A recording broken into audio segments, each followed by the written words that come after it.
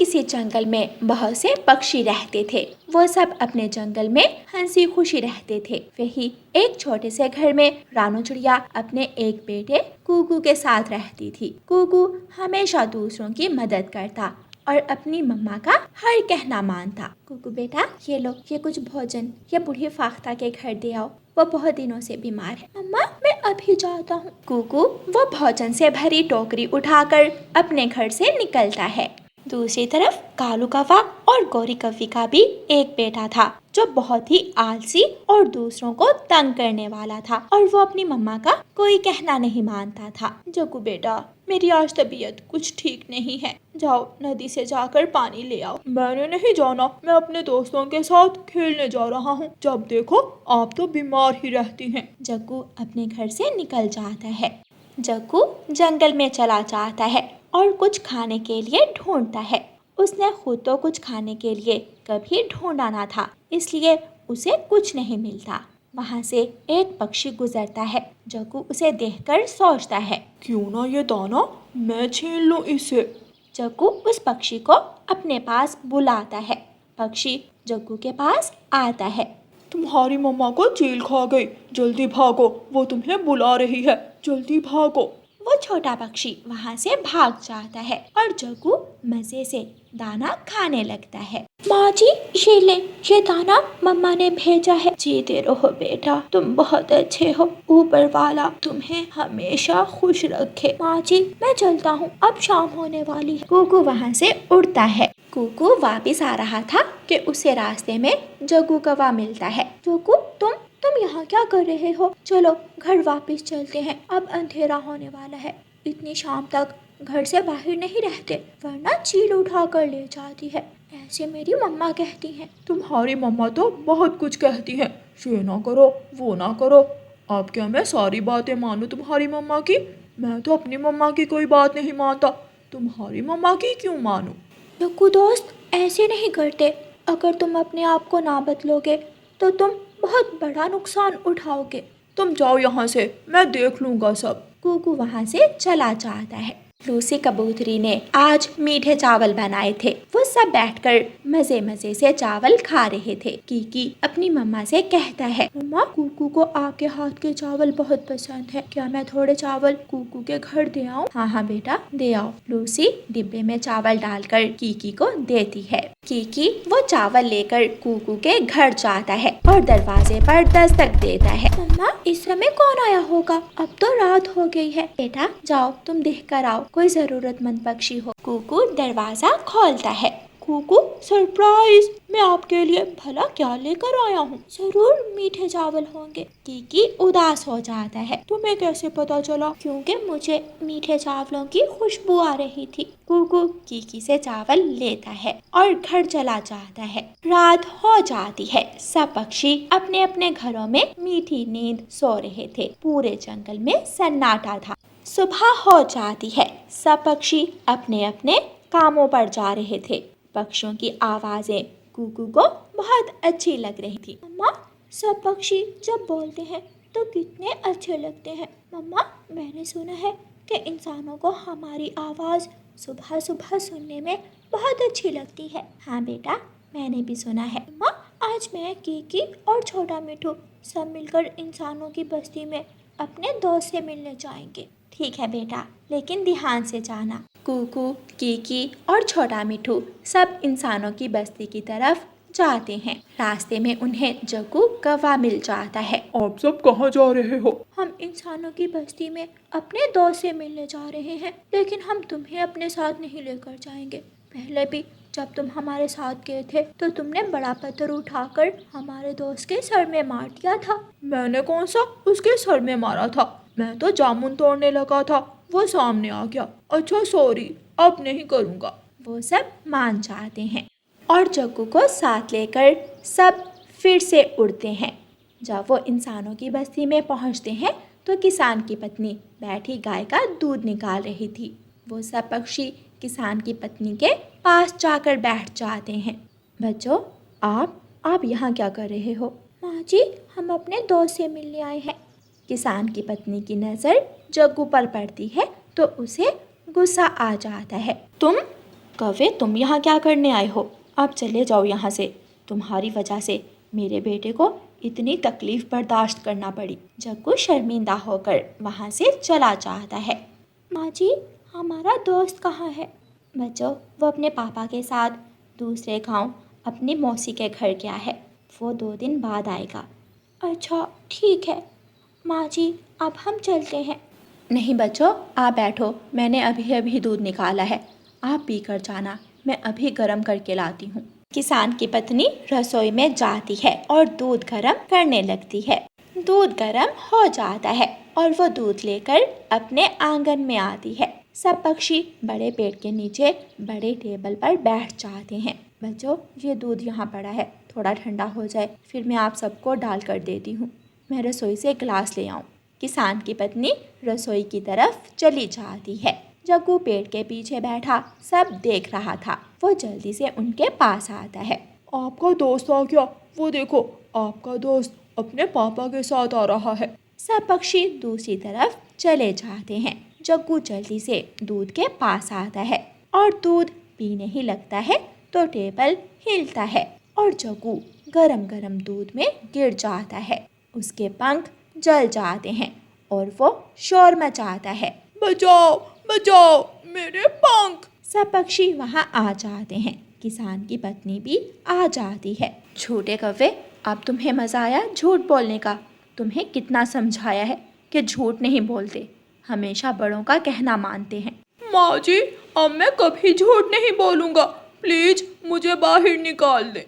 किसान की पत्नी उसे बाहर निकालती है। फिर सब पक्षी अपने जंगल की तरफ लौट जाते हैं। जग्गू को टोकरी में डालकर कुकू ने पकड़ा हुआ था। प्यारे दोस्तों, इस कहानी को लाइक, अपने दोस्तों के साथ शेयर और चैनल को सब्सक्राइब करना बिल्कुल मत भूलना। आपका धन्यवाद। रानो चिड़िया की ऐसी कहानियाँ सुनने के लिए YouTube सर्च बार में रानो चिड़िया की कहानी लिखें या फिर ये बटन दबाकर बोलकर कहें रानो चिड़िया की कहानी। दूर किसी जंगल में एक झरना था जिसका पानी बहुत ठंडा और मीठा था। गर्मी का मौसम था। ऐसे गर्मी के मौसम में जंगल के सभी छोटे पक्षी सारा दिन उस ठंडे झरने पर बैठे रहते। कभी वो ठंडे पानी में नहाते, ठंडा पानी पीते। झरने के पास कई रंगों के खूबसूरत फूल थे जो दूर से ही अपनी रंगत के कारण नजर आ जाते थे।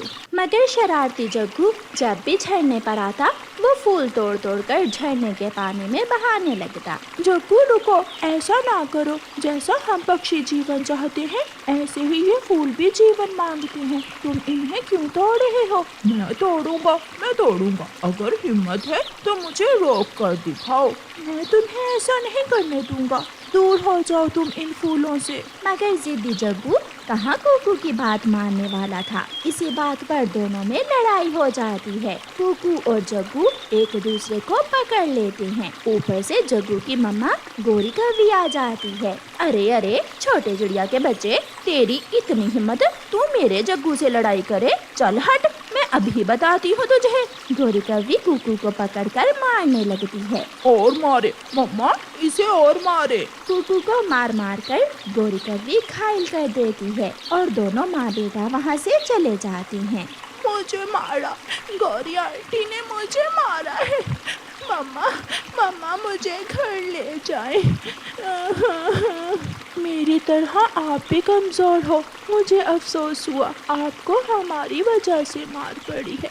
वो बुरा है, जग्गू और उसकी मम्मा बहुत बुरे हैं। उन्हें उनके किए की सजा जरूर मिलेगी। कुकू, तुम बड़े झरने पर जाओ और वहाँ एक पीले रंग का गुलाब का फूल होगा। उस फूल के अंदर फ्लावर फेरी रहती है। आप उसे जाकर बताओ, वो आपकी भी मदद करेगी और हमारी भी। कुकू रोता हुआ दूसरे झरने की तरफ जाता है जो थोड़ी दूर था। कुकू थोड़ी देर बाद वहाँ पहुँच जाता है। कुकू इधर उधर देखता है।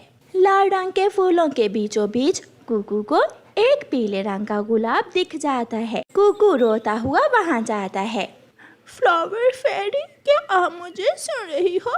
मुझे जग्गू ने मारा है। वो फूल तोड़ रहा था मैंने उसे मना किया तो वो मुझे मारने लगा। जो बुरा करेगा उसे जरूर सजा मिलेगी। कुकू चुप कर जाओ, आप अपने घर जाओ। कल फूलों वाले झरने पर मेरी आपसे मुलाकात होगी। मैं आपका इंतजार करूंगा। कुकू अपने घर चला जाता है। कुकू बेटा, किसने मारा है आपको? आपकी आंखें भी लाल है और पंख पर भी चोट का निशान है। मम्मा, मुझे जग्गू ने मारा और फिर उसकी मम्मा ने भी। क्यों? मगर क्यों मारा? मम्मा, वो फूल तोड़ रहा था, मैंने मना किया तो उसने मुझसे लड़ाई शुरू कर दी। मैं अभी जाकर उसे पूछती हूँ। नहीं मम्मा, मैंने फ्लावर फेरी को बता दिया है, वो कल झरने पर आएगी। ये सुनकर कुकू की मम्मा हंसने लग जाती है। फ्लावर फेरी? वो आपको कहाँ मिली थी? मैं सब कल बताऊंगा आपको। फिर दूसरे दिन कुकू अपनी मम्मा के साथ ठंडे झरने पर जाता है। कुकू झरने के ठंडे ठंडे पानी में नहा रहा था कि गोरी कौवी जग्गू को साथ लेकर आ जाती है। चल छोटी चिड़िया के छोटे बच्चे, झरने से बाहर हो जा और जग्गू तू जाकर फूल तोड़ ले। गोरी, फूल क्यों तोड़ रहे हो आप? फूलों से ही तो जंगल की सुंदरता है। कल तेरा बेटा पिटा था मुझसे, लगता है आज तेरी बारी है। फ्लावर फेरी जल्दी आओ। कुकू के आवाज देने पर फ्लावर फेरी वहाँ आ जाती है। जग्गू फूल तोड़ रहा था और फ्लावर फेरी जग्गू को अपनी छड़ी से उठाकर बादलों पर बिठा देती है और गोरी कौवी को पेड़ के साथ उल्टा लटका देती है। ये देखकर सभी पक्षी हंसने लग जाते हैं। अब आया मजा, अब गौरी आंटी को मजा आया। जग्गू जग्गू, तुम बादलों पर बहुत अच्छे लग रहे हो। छोटा मिट्ठू हंसते हुए ऐसा कहता है। फ्लावर फेरी, अगर आप ना आती तो ये आज फिर हमसे लड़ाई करने वाले थे। कुकू कुकू बेटा, अपनी गोरी आंटी पर दया करो, मुझे बचा लो, मेरा सर चकराने लगा है। तुम जैसे बुरे पक्षियों की यही सजा है। अब तुम इसी पेड़ के साथ ही रहोगी और तुम्हारा बेटा बादलों पर। मम्मा मम्मा, मुझे बचा ले। फिर कुकू फ्लावर फेरी से कहता है। फ्लावर फेरी, तुम दोनों माँ बेटे की अकल ठिकाने आ गई होगी, अब आप इन्हें छोड़ दें। फिर फ्लावर फेरी गोरी को पेड़ से उतार देती है और उसके बेटे जग्गू को भी बादलों से उतार देती है। दोनों माँ बेटा वहाँ से भाग जाते हैं। फिर फ्लावर फेरी सब छोटे बच्चों को एक एक चॉकलेट देती है और वहाँ से चली जाती है। आइसक्रीम वाले की घंटी की आवाज सुनकर हर रोज की तरह मम्मा चिड़िया अपनी बेटी गुड़िया से कहती है, जब मेरी बेटी बड़ी हो जाएगी तो मैं आपको आइसक्रीम लेकर दूंगी, है ना? ऐसा ही कहने वाली है ना मम्मा आप? मम्मा चिड़िया अपनी बेटी की तरफ घूर कर देखती है और चुप हो जाती है। एक घर का किराया और दूसरा उसकी बेटी की तरह तरह की फरमाइशें मम्मा चिड़िया को बहुत परेशान कर रही थीं। थोड़ी देर बाद गोरी कौवी आ जाती है। चिड़िया, अब तो पूरे 2 महीने गुजर चुके हैं, अगर आज शाम तक तुमने घर का किराया ना दिया तो मैं तुम्हें और तुम्हारी बेटी को इस घर से बाहर निकाल दूंगी। गोरी बहन, मुझे कुछ मोहलत दे दें, मैं कुछ ही दिनों में आपको घर का किराया दे दूंगी। मेरे पैसे मुझे दे दो, वरना मैं तेरे घर का सारा सामान बेच दूंगी। ऐसा कहते हुए गोरी कौवी वहाँ से चली जाती है। मम्मा चिड़िया अपनी बेटी को घर पर छोड़कर दाना लेने निकल जाती है। मम्मा चिड़िया उड़ती हुई दूसरे जंगल में पहुँच जाती है।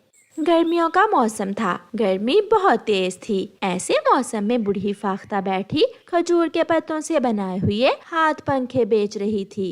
माँ जी, एक पंखा कितने का है? चिड़िया बेटी, 10 रुपए का है, क्या तुम लोगी? नहीं माँ जी, मेरे पास तो 1 रुपए भी नहीं है। आपका पति क्या करता है बेटी? वो तो पिछली बारिश के मौसम में एक पेड़ से टकराकर मर गए थे। फिर तो तुम्हारे घर का गुजारा बहुत मुश्किल से हो रहा होगा।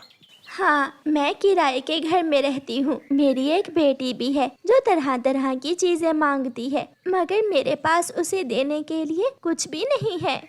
बेटी चिड़िया, मेरा खजूर का एक पेड़ है जिसके पत्तों से मैं ये पंखे बना बना कर बेचती हूँ। अगर तुम चाहो तो तुम भी ये काम कर सकती हो, ऐसे तुम्हें मुनाफा भी होगा और तुम्हें काम भी मिल जाएगा। चिड़िया को बूढ़ी फाख्ता की बात बहुत पसंद आती है। मगर माँ जी, मुझे मालूम नहीं कि पंखे कैसे बनाए जाते हैं। चिड़िया बेटी, ये तो 2 मिनट का काम है, मैं आपको अभी सिखा देती हूँ। ऐसे कुछ पत्तों को काट कर बारीक करते हैं और फिर एक ऊपर दूसरा नीचे रखकर इनसे पंखा तैयार करते हैं। बस इतना सा ही तो काम है। चिड़िया बूढ़ी फाख्ता से खजूर के पत्तों से पंखा बनाना सीख लेती है और कुछ खजूर के पत्ते लेकर अपने घर चली जाती है। घर जाकर चिड़िया खजूर के पत्तों से पंखे बनाना शुरू करती है। गुड़िया बेटी, आप घर में ही रहो और मैं ये हाथ से बनाए हुए खजूर के पत्तों के पंखे बेच कर आती हूँ। मम्मा, जल्दी आना, मुझे बहुत भूख लगी हुई है। मम्मा चिड़िया पंखे एक टोकरी में रखकर उन्हें बेचने निकल जाती है। पंखे लो, खजूर के मजबूत पत्तों के पंखे लो। तोता चिड़िया से एक खजूर के पत्तों से बना हुआ पंखा ले लेता है, फिर एक पंखा कबूतर भी। ऐसे कुछ ही देर में चिड़िया के सारे पंखे बिक जाते हैं और चिड़िया अपनी बेटी के लिए खाना लेकर घर चली जाती है। गरम गरम पकोड़े, आज तो मम्मा ने मेरी विश पूरी कर दी। अब मैं ऐसे ही हर रोज अपनी बेटी के लिए आपकी पसंद की चीजें लेकर आया करूँगी। फिर उस दिन के बाद चिड़िया हर रोज बूढ़ी फाख्ता से खजूर के पत्ते लाती और उनसे हाथ पंखे बनाकर बेचने लगी। ऐसे चिड़िया को अच्छा मुनाफा होने लगा। कालू कालू, जल्दी चलो, आज तो मैं उस छोटी चिड़िया को घर से निकाल ही दूंगी। गोरी कव्वी कालू को साथ लेकर चिड़िया के पास जाती है। चिड़िया, जल्दी जल्दी से मुझे मेरे घर का किराया दे दो। गोरी बहन, अच्छा ही हुआ जो आप यहाँ आ गई, मैं अभी आपके पास आने ही वाली थी। ये लें, ये रहा आपके घर का किराया और मैंने अपने लिए खजूर के पत्तों से नया घर बना लिया है। आज के बाद मैं अपने घर में रहा करूँगी, सामने दूसरे पेड़ पर।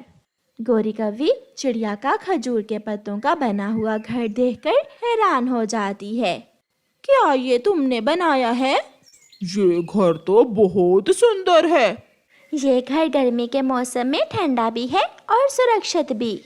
फिर कौवे चिड़िया से अपने पैसे लेकर चले जाते हैं और चिड़िया अपनी बेटी को लेकर अपने नए घर में चली जाती है। ऐसे मेहनत और लगन से चिड़िया को सफलता मिलती है और वो अपनी बेटी के साथ खुशियों भरा जीवन गुजारने लगती है। प्यारे दोस्तों, इस कहानी को लाइक, अपने दोस्तों के साथ शेयर और चैनल को सब्सक्राइब करना बिल्कुल मत भूलना। आपका धन्यवाद।